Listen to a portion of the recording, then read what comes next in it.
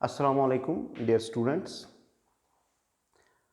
पहली सीरीज जो मैं पी ब्लॉक के लिए बना रहा हूँ दैट्स स्पेशली फॉर द परेपोरा 1 ईयर, और इसमें से हमने ये वाला पोर्शन जो ऑलरेडी राजबाग में है जो कंप्लीट किया है। तो आज मैं आपके साथ जो है डिस्कस करूँगा P block elements. Chemical bonding आपने कंप्लीट किया है, आई होप कि आपने रेडॉक्स रिएक्शंस भी कंप्लीट किया होगा। और केमिकल बॉन्डिंग में जो इंपॉर्टेंट एस्पेक्ट्स है जैसे बैक बॉन्डिंग है, एंगल्स का कंसेप्ट है, उसके बाद बेंट्स रूल और ड्रैगोस फॉर्मुलेशन, जितनी भी चीज़ें हैं, तो I hope that you have all completed that. अब हम यहाँ पे मैं पहले आपको कुछ बेसिक इंपॉर्टेंट एस्पेक्ट्स जो पी ब्लॉक में आते हैं पहले मैं वो समझाऊंगा आपको, और उसके बाद जितनी भी इंपॉर्टेंट चीज़ें हैं पी ब्लॉक में जो कि काफ़ी बड़ा चैप्टर है, ठीक है, उस पे हम आएंगे। तो इम्पॉर्टेंटली मेरे पी ब्लॉक जो है उसको पढ़ने से पहले कुछ हमारे पास कुछ इंपॉर्टेंट चीज़ें जो है वो समझनी है। उसमें से रेडॉक्स में एक इफेक्ट, एक कंसेप्ट है that's called as inert pair effect, वो आपको अच्छी तरह से पता होना चाहिए। और उसके बाद नेक्स्ट चीज़ों की हाइड्रोलिसिस कैसे होती है, हाइड्रोलिसिस मैकेनिज्म्स क्या होती हैं, वो आपको अच्छे से आने चाहिए। और उसके बाद इंपॉर्टेंटली चीज़ों के जो हीटिंग इफेक्ट्स है वो कैसे होते हैं, यानी हीटिंग इफेक्ट्स जब आप किसी कंपाउंड को आप हीट करते हो तो उसमें क्या प्रोडक्ट्स पॉसिबल है वो आपको आने चाहिए। और उसके बाद we will be starting with the boron family, उसके बाद we have the carbon family, ठीक है। तो इंशाल्लाह आई होप कि जो है इसमें हम पहले कुछ बेसिक कंसेप्ट्स पढ़ेंगे और उसके बाद we will be starting with the boron family and carbon family and all that, ठीक है। अब पहले मैं यहाँ पे आपको इंपॉर्टेंट कंसेप्ट समझाऊंगा जो कि हमें बार बार चाहे हम डी ब्लॉक एलिमेंट्स पढ़ेंगे या पी ब्लॉक एलिमेंट्स पढ़ेंगे तो वहाँ पे इसका जो है इंपॉर्टेंटली इसको डिस्कस किया जाता है, that's called as inert pair effect, ठीक है। So let's have today the discussion on inert pair effect and then I will take the mechanism of hydrolysis and hydrolysis products and then the heating effects of the compounds, और उसके बाद we will have the boron family। मुझे लगता है कि इंशाल्लाह उसके बाद आपको काफ़ी आसानी हो जाएगी, ठीक है। So let's have a discussion on inert pair effect, inert pair effect, और उसके बाद I will be taking the hydrolysis mechanism. ये देख लीजिए इनर्ट पेयर इफेक्ट असल में होता क्या है और ये कहाँ पे होता है और इसकी वायबिलिटी कहाँ पे है। अगर आप स्पेशली हमारे पास फैमिलीज है, जैसे हमारे पास कार्बन है, सिलिकॉन है, जर्मीनियम है, टिन है और लेड है, ये हमारे पास कार्बन फैमिली। उससे पहले हमारे पास बोरान है, ठीक है, एल्युमिनियम है, गैलियम है, इंडियम है और थैलियम। और उसके बाद हमारे पास नाइट्रोजन, फॉस्फोरस, आर्सेनिक, एंटीमनी और बिस्मथ, और उसके बाद oxygen, sulphur, selenium, tellurium and polonium is radioactive. उसके बाद फ्लोरीन, क्लोरीन, ब्रोमीन, आयोडीन और एस्टेटीन इज रेडियोएक्टिव। ये हमारे पास फैमिलीज हैं जिनको हम पी ब्लॉक एलिमेंट्स बोलते हैं। अब होता यह है कि अगर हम नीचे जाएंगे, जैसे इस फैमिली में हम नीचे जाएंगे, मान लीजिए इस फैमिली में नीचे जाने की वजह से साइज इंक्रीज हो जाएगा, और वहां से साइज इंक्रीज होने की वजह से इलेक्ट्रॉन दूर हो जाएगा। और अगर इलेक्ट्रॉन दूर होता है तो इसका मतलब है कि इलेक्ट्रोपॉजिटिव कैरेक्टर ज्यादा होना चाहिए, और अगर इलेक्ट्रोपॉजिटिव कैरेक्टर ज्यादा है तो electron should get lost easily, और उसकी वजह से हमारे पास जो है पॉजिटिव ऑक्सीडेशन स्टेट्स का जो फिनोमिना है डाउन द ग्रुप वो ज्यादा बढ़ जाना चाहिए। यानी ज्यादा से ज्यादा इलेक्ट्रॉन्स लॉस होने चाहिए। समझ आ रही बात? जैसे कि अगर मैं आपको एक एग्जांपल देता हूं कि मान लीजिए हमारे पास ये फैमिली, इसका इलेक्ट्रॉनिक कॉन्फ़िगरेशन NS2 NP1 है, इसका इलेक्ट्रॉनिक कॉन्फ़िगरेशन NS2 NP2 है जनरल, NS2 और NP3 है, इसका इलेक्ट्रॉनिक कॉन्फ़िगरेशन NS2 NP4 है और इसका इलेक्ट्रॉनिक कॉन्फ़िगरेशन NS2 और NP5 है। ठीक है। अब अगर मैं आपसे पूछूंगा कि मैं इनमें से मान लीजिए कोई भी फैमिली उठाऊंगा, जैसे कि बोरान फैमिली हमारे पास, जैसे हमारे पास boron, aluminium, gallium, indium and thallium. ठीक है। अब अगर मैं इसमें देखूंगा कि हमारे पास जो ऑक्सीडेशन नंबर्स होंगे वो क्या पॉसिबल है। हमारे पास जनरल इलेक्ट्रॉनिक कॉन्फ़िगरेशन है NS2 NP1। अब पॉसिबिलिटी ये है कि मान लीजिए अगर इसने ये लॉस किया, एक इलेक्ट्रॉन लॉस किया, अगर इसने P का एक इलेक्ट्रॉन लॉस किया, आपको पता है do you know what's oxidation state?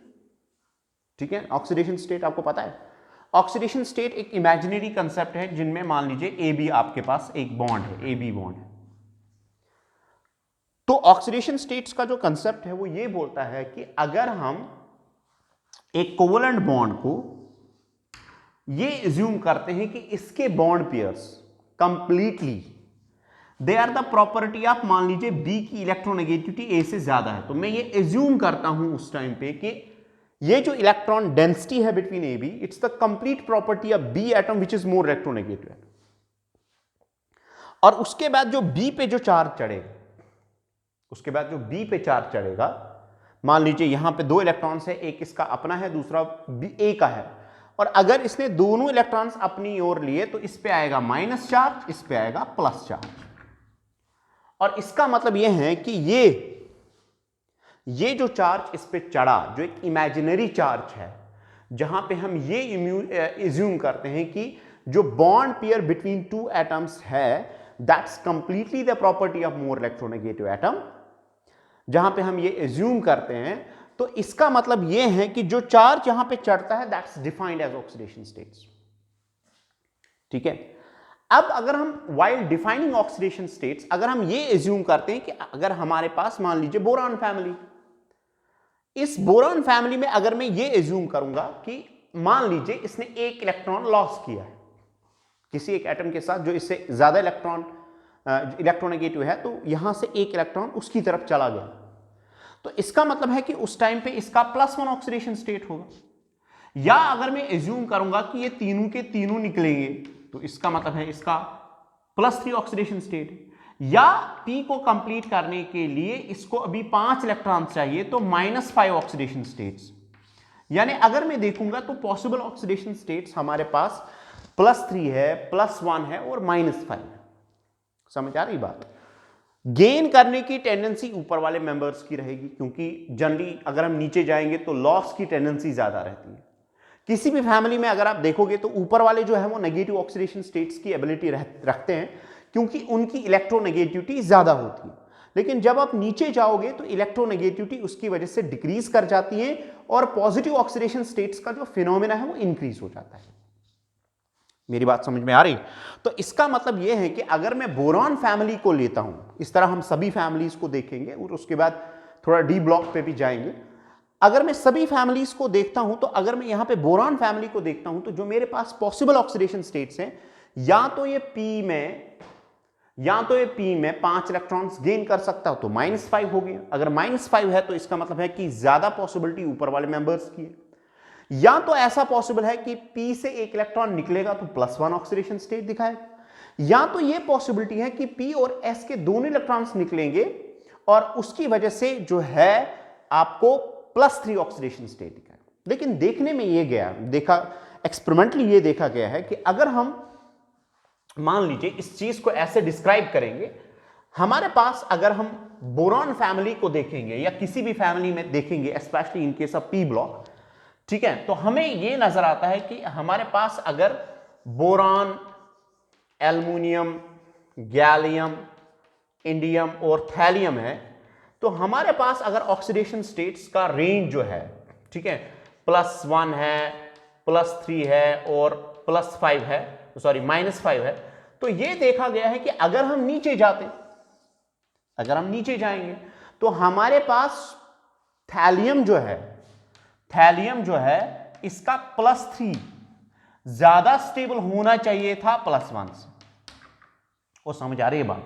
क्योंकि होना तो वही चाहिए था, क्योंकि metallic character down the group increase, और अगर down the group metallic character increase होता है तो इसका मतलब है कि it should have been higher positive oxidation state should have been dominating, यानी यहां पे इन नीचे वाले मेंबर्स का जो +3 ऑक्सीडेशन स्टेट है it should have been more stable as compare to +1।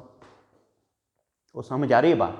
+3 ज्यादा स्टेबल होना चाहिए था बोरॉन फैमिली में एज कंपेयर टू +1, लेकिन जब हम एक्सपेरिमेंटली देखते हैं तो थैलियम का +1 is more stable as compare to thallium +3। थैलियम का +1 is more stable as compared to what?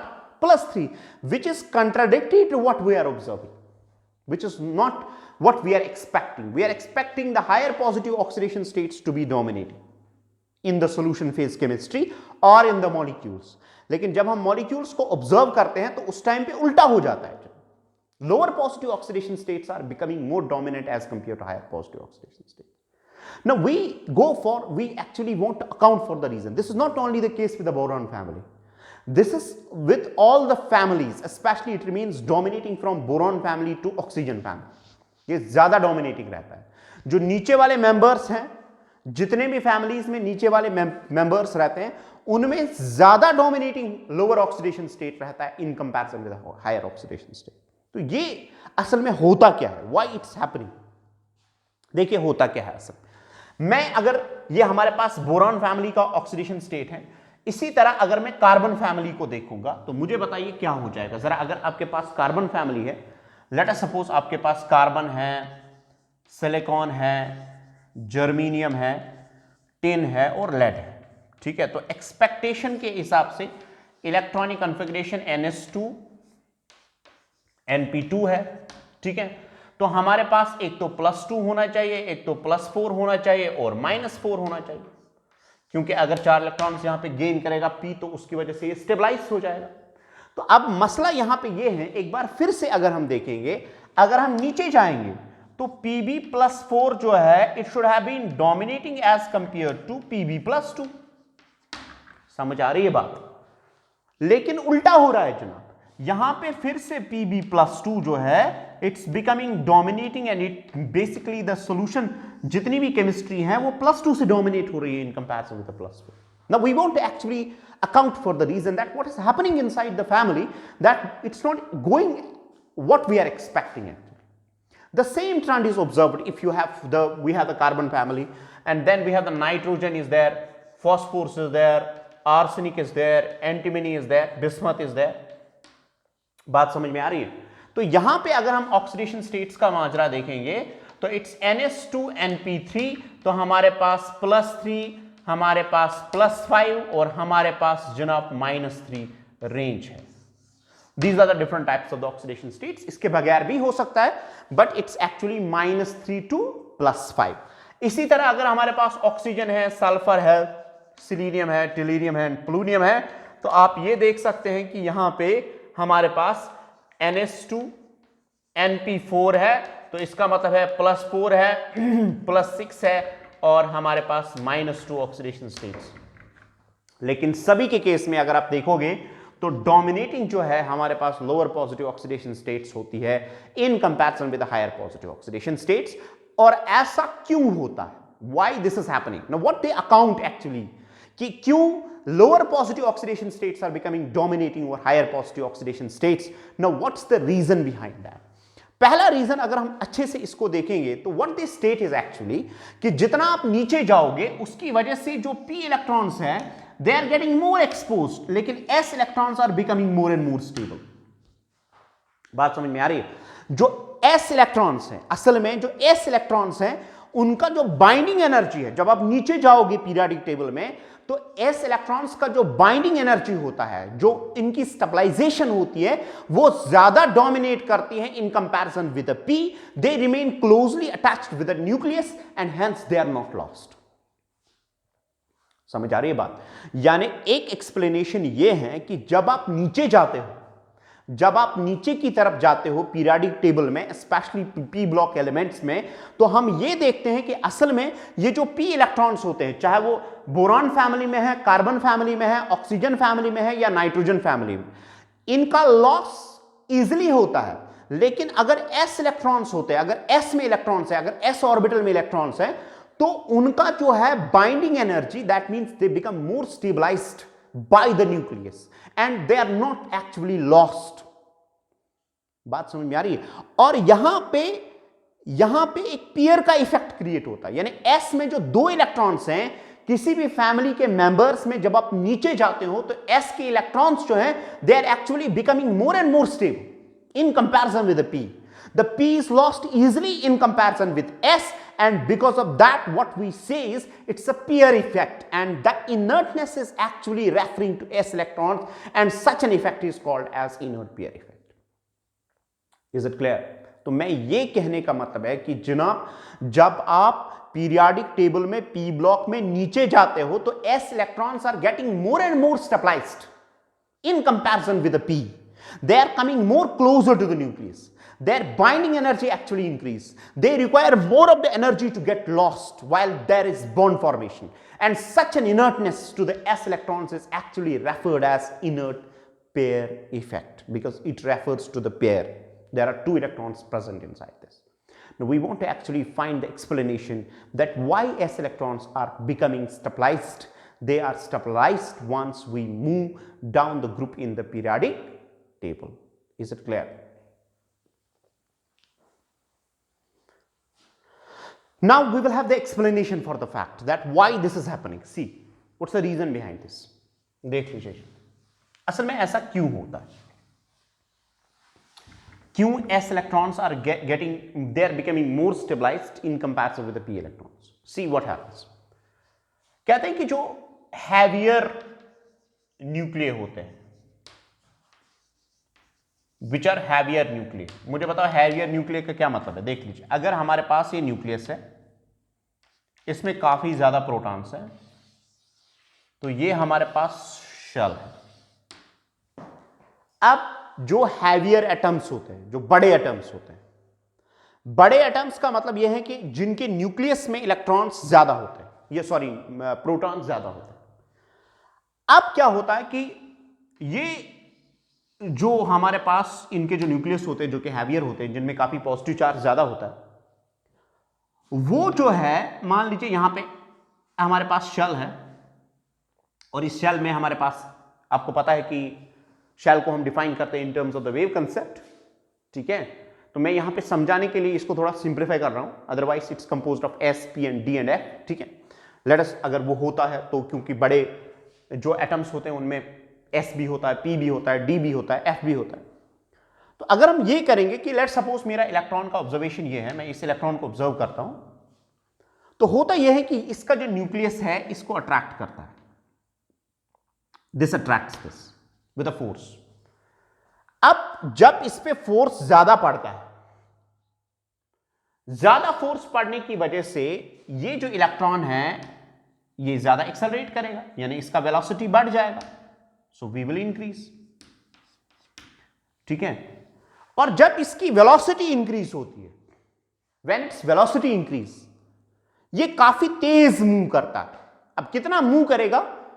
That velocity can approach 10%, 5%, 20% of the speed of the light.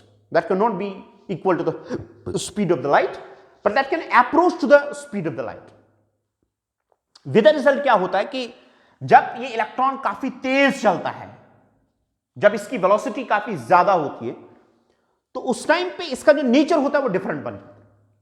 मैं फिर से रिपीट करता हूं, जिन एटम्स के न्यूक्लियस में न्यूक्लियर चार्ज ज्यादा होता है, उनके जो इलेक्ट्रॉन्स होते हैं, स्पेशली हम आउटर शेल की बात करते हैं, वो आउटर शेल के जो इलेक्ट्रॉन्स होते हैं, अंदर जो आपके पास अगर d है एंड f है, तो वो न्यूक्लियर चार्ज को उतना ज्यादा रोक नहीं पाते हैं। तो सरफेस पे न्यूक्लियर चार्ज ज्यादा आने की वजह से जो इलेक्ट्रॉन्स होते हैं वो इलेक्ट्रॉन्स काफी ज्यादा एक्सेलरेट करते हैं, उन पे काफी ज्यादा फोर्स होता है, उसकी वजह से उसकी वेलोसिटी जो है वो काफी बढ़ जाती है, और वेलोसिटी बढ़ने की वजह से उसकी velocity that approach to the velocity of the light, and because of that it becomes a different particle, and that particle is actually showing different types of the behaviors. Or is it clear? That shows different types of the behaviors. Now what is happening in this case is कि अगर हमारे पास मान लीजिए ये electron है, इसका जो उस टाइम पे मास होगा, ये जनाब we will have equation like this, m is equivalent to m naught 1 minus v square divided by c square. और इसका मतलब यह है कि यह है वो मास जो आपके पास कैलकुलेटेड है, और ये हमारे पास जो वेलोसिटी इस टाइम है, और इस टाइम पे ये रिलेटिविस्टिक पार्टिकल बन जाता है। और अगर मैं यहां पे एज्यूम करूंगा कि that if v is equal to c, जो कि नहीं हो सकता है लेकिन इसको अप्रोच कर सकता है, और उसकी वजह से यहां पे 1 - 1 हो गया 0, root of 0 is 1 divide by 0, इसका मतलब है नॉट डिफाइंड, मीन्स को हमारे पास मास जो है इनफिनाइट हो सकता है। यानी इसका मतलब यह है कि ये जो हमारे पास रेस्ट मास है, जो कैलकुलेटेड मास है, उस टाइम पे वो जो इसको एक्सेलरेटेड एनर्जी होती है, जो एनर्जी इसके पास एसोसिएटेड होती है, that gets converted into mass, and because of mass it becomes heavier particle at that. मेरी बात समझ में आ रही है? देखो क्या होता है, जब न्यूक्लियस इलेक्ट्रॉन को अट्रैक्ट करता है, उसकी एनर्जी, इलेक्ट्रॉन की वेलोसिटी जो है बढ़ जाती है। वेलोसिटी बढ़ने की वजह से इसकी जो एक्स्ट्रा एनर्जी होती है, जिसकी वजह से एक्सेलरेट करता है, उसकी वजह से क्या होता है कि वो जो एक्स्ट्रा एनर्जी होती है वो मास में कन्वर्ट होती है, और मास में कन्वर्ट होने की वजह से इलेक्ट्रॉन का जो मास, रियल मास होता है, वो चेंज हो जाता है। और जब रियल मास इसका चेंज हो जाता है, यानी वो बढ़ जाता है, क्योंकि वहां पे कन्वर्ट होता है, mass is actually getting, energy is getting converted into mass, और उसकी वजह से उसका मास बढ़ जाता है। और अगर इसका मास बढ़ जाता है तो हमारे पास अब वो वाला पार्टिकल नहीं है जिसकी हम बात करते थे, जो जिसकी बोहर बात करता था। बोहर अपनी इक्वेशंस में हमेशा मास को कांस्टेंट रखता है, लेकिन हैवियर एटम्स में, हैवियर न्यूक्लियस में इसका इफेक्ट जो है वो डिफरेंट होता है। और अगर इसका इफेक्ट डिफरेंट है तो समहाउ इसकी प्रॉपर्टीज इन एटम्स की चेंज हो जाती है, और उसकी वजह से देखिए क्या होता है कि अगर आपके पास ये इक्वेशन, हमारे पास जो ऑलरेडी इक्वेशन है बोहर्स n, जो रेडियस वाली इक्वेशन है, which is n square h square 4 pi square me square and z, जो आपके पास ऑलरेडी आपने इक्वेशन पढ़ी है। अब उसकी वजह से मुझे बताइए एक चीज, जरा बताओ मास को क्या हो रहा है?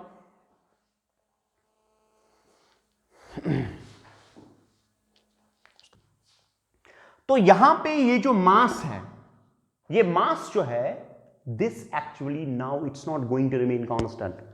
Try to understand this. जब मास इंक्रीज हो जाएगा, मुझे बताओ, जब मास इंक्रीज हो जाएगा what will happen to the radius? It will decrease. वो समझ आ रही है बात? Radius of the shell is going to decrease. Decrease का मतलब क्या है, जरा बताओ?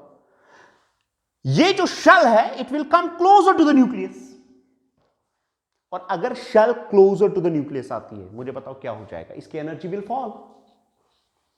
वो समझ आ रही है बात? जितना दूर उतनी एनर्जी ज्यादा, जितना नजदीक उतनी एनर्जी कम। तो यहां पे ये चीज हो जाएगी, जब इस इलेक्ट्रॉन पे न्यूक्लियर चार्ज डोमिनेट करेगा, इलेक्ट्रॉन का मास इंक्रीज हो जाएगा। जब इलेक्ट्रॉन का मास इंक्रीज हो जाएगा, there occurs a phenomena that's called as orbital contraction. ये जो ऑर्बिट होता है ना इलेक्ट्रॉन का, ये कंट्रैक्ट कर जाता है, और कंट्रैक्शन जो होती है, समझिए इस बात, कंट्रैक्शन एक शेल की होती है, लेकिन उस शेल में सबसे ज्यादा इफेक्ट मुझे बताओ किसको पड़ेगा? अगर हम शेल को डिफाइन करते हैं क्वांटम मैकेनिक्स के थ्रू, तो हम बोलते हैं एक शेल में ऑर्बिटल्स होते हैं, ठीक है? उन ऑर्बिटल्स में सबसे ज्यादा असर जो है, तो इसका मतलब है this shell is going to come closer to the nucleus. और ये शेल अगर क्लोज, चाहे कोई भी शेल है, that begins with S, then it's D, P, then it's D, and then it's F। मुझे बताओ, एक शेल में S ऑर्बिटल है, डी ऑर्बिटल है, पी ऑर्बिटल या पी है, डी है, एफ है, सबसे ज्यादा ये कंट्रैक्शन किसकी हो जाएगी? बताओ बताओ, सबसे नजदीक जो होगा ऑब्वियसली। वो समझ आ रही बात? तो एस ऑर्बिटल क्लोज न्यूक्लियस के होने की वजह से, सबसे क्लोजर होने की वजह से इस पे इसका असर ज्यादा पड़ेगा। और अगर असर ज्यादा पड़ेगा, ये न्यूक्लियस के नजदीक आएगा, न्यूक्लियस के नजदीक आने की वजह से इनकी एनर्जी विल ग्रेटली फॉल। वो समझ आ रही बात? लेकिन जिस तरह एनर्जी कंजर्व रहती है, जिस तरह चार्ज कंजर्व रहता है, उसी तरह यह भी होता है कि अगर एक ऑर्बिटल की एनर्जी फॉल करती है तो किसी एक ऑर्बिटल की energy should get increased. Because अगर एक आइसोलेटेड सिस्टम होता है, उस पे इंटरनल फोर्सेस की वजह से, जो आपने फिजिक्स में ऑलरेडी पढ़ा है, इंटरनल फोर्सेस की वजह से system is not getting what we say as, system is not allowed to change its energy. ये एक इंटरनल फिनोमेना है, ये एक इंटरनल फोर्स एक्ट करता है सिस्टम, और उसकी वजह से अगर एक शेल की एनर्जी विल डिक्रीज, दूसरे शेल की energy should increase so as to remain the constant. और यहां पे जनाब ऐसा होता है कि ये जो एस है, when it falls towards the nucleus, जब इसकी एनर्जी फॉल करती है तो इसकी इन दो की एनर्जी जो है वो इंक्रीज हो जाती है। वो समझ आई बात? यानी एस की energy will fall greatly while as D and F की एनर्जी will increase। यानी D and F in heavier atoms में अगर आप देखोगे, जिनके पास exposed D and F होते हैं, जैसे हमारे पास D ब्लॉक है, F ब्लॉक है, स्पेशली अगर हम D ब्लॉक की बात करेंगे तो सबसे ज्यादा पहली शेल को इफेक्ट रहता है। जैसे कि हमारे पास S ऑर्बिटल है, इसका कंट्रैक्शन ज्यादा होगा, और अगर हमारे पास D ऑर्बिटल है, इसका एक्सपेंशन ज्यादा हो जाएगा। तो this gets contracted, S orbital gets contracted while as this gets expanded, especially D जो है it gets expanded। अब उसकी वजह से मुझे बताइए एक चीज, अगर ये कंट्रैक्ट हो रही है, ये न्यूक्लियस के नजदीक आएगी, न्यूक्लियस के नजदीक आएगी तो इसकी एनर्जी फॉल करेगी, एनर्जी फॉल करेगी, मुझे बताओ क्या हो जाएगा? These electrons will be tightly held। when these electrons will be tightly held, what's going to happen? ओ बताओ क्या हो जाएगा? जब ये टाइटली हेल्ड इलेक्ट्रॉन्स होंगे तो इसका मतलब यह है कि इनका निकलना मुश्किल हो जाएगा, ये आराम से वहां से नहीं निकल सकते, यानी ये स्टेबलाइज हो जाएंगे। और अगर ये स्टेबलाइज हो रहे हैं तो इसका मतलब यह है कि this will give them the inertness, such an effect is called as inert pair. लेकिन अगर आपके हैवियर एलिमेंट्स में अगर डी में इलेक्ट्रॉन्स हैं तो डी वाले इलेक्ट्रॉन्स जो है, क्योंकि उनका एक्सपेंशन हो रहा है, they are getting more exposed, उनकी एनर्जी ज्यादा इंक्रीज होती। इसीलिए जनाब जो पी ब्लॉक वाले नीचे वाले एलिमेंट्स होते हैं, उनका जो हायर ऑक्सीडेशन स्टेट्स होते हैं वो लोअर होते हैं। लेकिन जब आप डी ब्लॉक में जाते हो, ओस्मियम आपको पता होगा, रुहीनियम आपको पता होगा, रुथीनियम आपको पता होगा, वो +8 ऑक्सीडेशन स्टेट्स दिखाते हैं, क्योंकि उनके डी ऑर्बिटल ज्यादा एक्सपोज्ड होते हैं, उनसे इलेक्ट्रॉन्स निकालना आसान होता है। वो समझ आई बात? तो हमारे पास यहां पीरियोडिक टेबल में एक अजीब सा फिनोमेना होता है।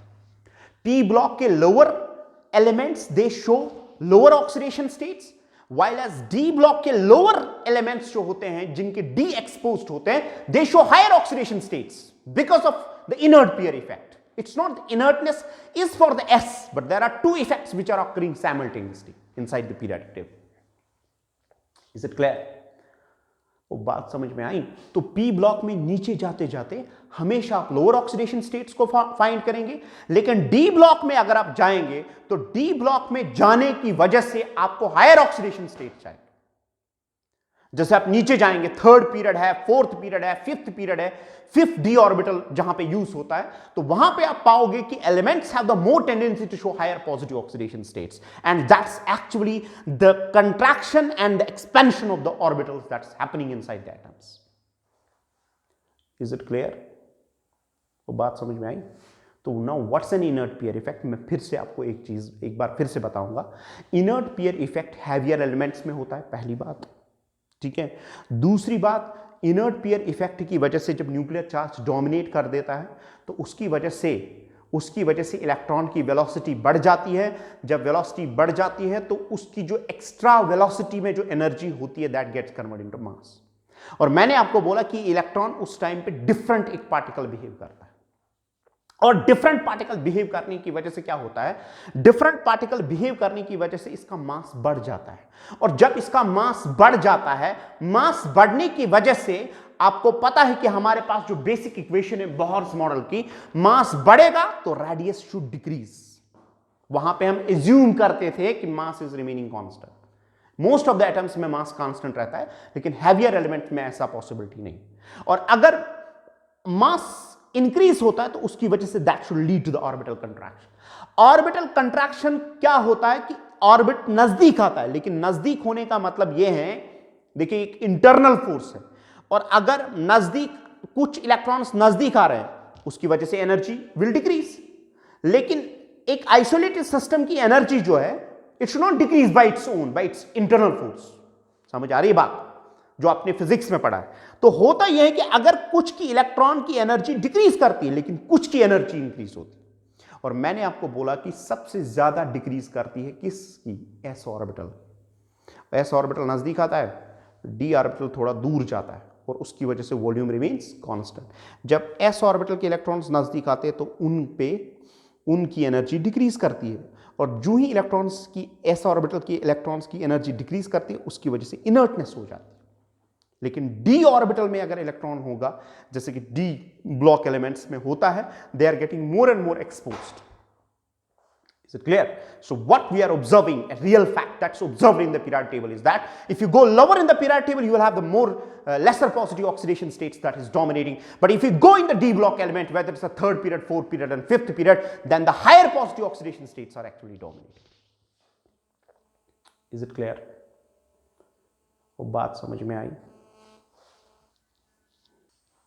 को समझ आ रही बात क्लियर हो गई? एक तरह से ऑर्बिटल कंट्रैक्शन हो रहा है, दूसरी तरफ से ऑर्बिटल एक्सपेंशन हो रहा है। कंट्रैक्शन एस ऑर्बिटल के लिए हो रहा है, उसकी एनर्जी फॉल कर रही है, उसके इलेक्ट्रॉन स्टेबलाइज हो रहे हैं। लेकिन डी ऑर्बिटल में अगर इलेक्ट्रॉन्स इन हैवियर एलिमेंट्स में होते हैं, they are getting more and more exposed and hence they show more positive oxidation states in comparison with the others. Is it clear? तो यहां पे अगर मान लीजिए, अब अगर मैं आपको यहां पे बोलता हूं कि मुझे बताओ एक चीज, अगर मैं आपसे पूछता हूं कि किसी भी फैमिली में, मान लीजिए मैंने अभी मेंशन किया बोरान फैमिली, आपके पास बोरान, कार्बन, बोरान है, एल्युमिनियम है, गैलियम है, इंडियम है और थैलियम है, ठीक है? तो यहां पे पॉजिटिव वाले दो है, एक तो +1 है और दूसरा +3 है। मुझे बताओ डोमिनेटिंग नीचे कौन होगा? ऊपर +3 होगा। अगर आप एल्युमिनियम के केस में देखोगे तो इट विल बी +3, वो समझ आ रही? लेकिन अगर आप थैलियम के केस में देखोगे इट विल बी +1, वो समझ आया? तो इसका मतलब यह है कि thallium +1 is more stable as compare to thallium +3। इसी तरह अगर आप कार्बन फैमिली में देखोगे, हमारे पास कार्बन है, सिलिकॉन है, जर्मेनियम है, टिन है और लेड है। बताओ बताओ बताओ क्या हो जाएगा जनाब? हमारे पास दो ऑक्सीडेशन स्टेट्स है, Pb+2 एंड Pb+4। ये देख लीजिए, और इनमें हमेशा गैप होगा, gap of 2, gap of 2, that is +4 and +2, +4+2, 2 का गैप होगा, क्योंकि 2 का गैप होने की वजह से इनर्ट पेयर इफेक्ट जो है ऑपरेशनल रहता है। तो मुझे बताओ कौन सा ज्यादा स्टेबल होगा? It will be obviously Pb+2 will dominate over Pb+4। वो समझ आ रही है बात? अब अगर आपको कहीं पे मिलेगा PbTl+3, मान लीजिए थैलियम +3 आपको मिला, इफ इट्स थैलियम +3 आपको कहीं पे मिला थैलियम +3 जो होगा, ये हमेशा हमेशा याद रखें कि हायर पॉजिटिव ऑक्सीडेशन स्टेट्स जो होते हैं एलिमेंट्स के, वो हमेशा स्टेबलाइज करते हैं मोर इलेक्ट्रोनेगेटिव एटम्स के साथ, क्योंकि मोर इलेक्ट्रोनेगेटिव एटम्स के साथ जब बॉन्ड बनता है, ठीक है, उस टाइम पे एनर्जी उतनी रिलीज होती है कि हायर पॉजिटिव ऑक्सीडेशन स्टेट्स का डोमिनेशन रहता है। तो higher positive oxidation states in elements में अगर होता है तो वो तभी स्टेबल हो सकता है जब इनके साथ मोर इलेक्ट्रोनेगेटिव एटम्स हो सकते हैं। याद रखिएगा, यानी फ्लोरीन के साथ या ऑक्सीजन के साथ कभी कभार इनके higher positive oxidation states exhibit हो सकते हैं, लेकिन हमेशा ये होगा। मुझे बताओ, अगर आपके पास थैलियम +3 है, तो इसका टेंडेंसी होगा to get converted into thallium +1। तो मुझे बताओ ये क्या करेगा, गेन करेगा कि नहीं करेगा?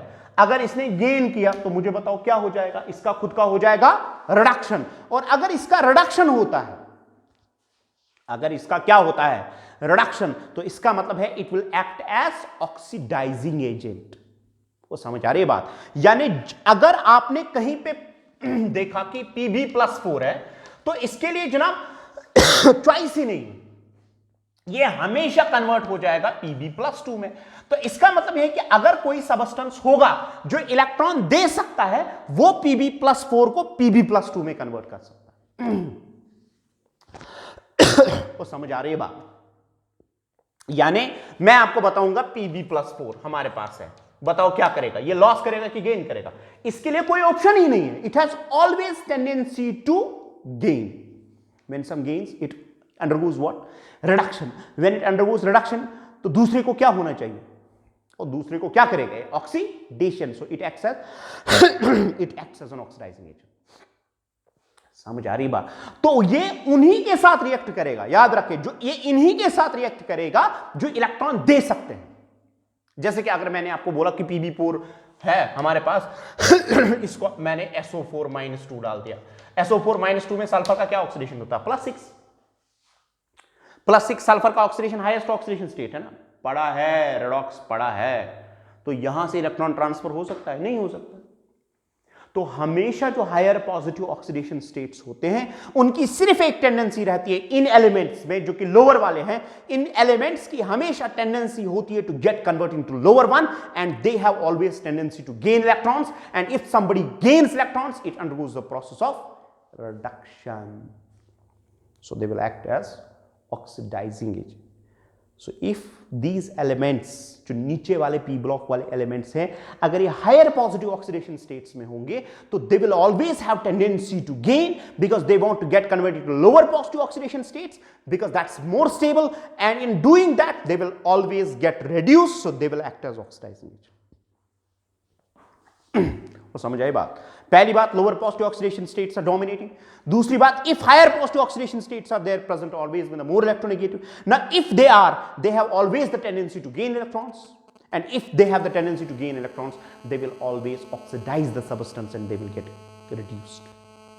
Is it clear? Is it clear? ठीक है, बाकी इंशाल्लाह next lecture में we will have certain basics to share with you, and then after we will go with the boron family and rest of the families. Thank you very much.